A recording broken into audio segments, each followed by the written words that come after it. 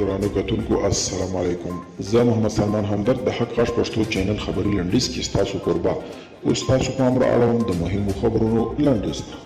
د امریکا نوي منتخب ولسمشر جو بایدن به نن د هیواد د 48م په ولسمشر په توګه لوړه وکړي. په واشنگټن کې د ترامپ پلویانو د تاوتریخجنو لاریونونو د بیا مخنیوي له امله دلته هر ډول تګ راتګ د ملي ګارډ له لوري بند کړي. ټرمپ هغه ته د کامیابۍ هیله کړې ده.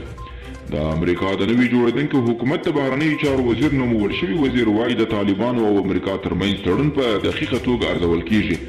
انتون بلینکن امریکایي سناتورانو ته د خبرو پر مهال ویلي تر دې دمه د دغه تړون له جزئیاتو په بشپړه توګه نه دي خبر، ډېر څه مبهم دي نو ځکه تړون ارزول کیږي.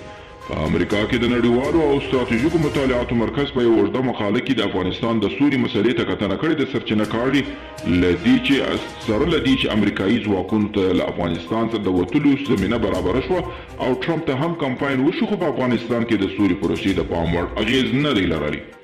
په سعودي عربستان کې اسلامي پراختیایي بانک رئیس ډاکټر بندر حجاز د بهرنیو چارو له وزیر حاجي پاتمر سره د لیدنې پر مهال ویلي دي چې دوی په افغانستان کې ګټورې پروژې بشپړې کړي او تمه لري چې لا ډېرې پراختیایي پروژې په دغه هیواد کې عملي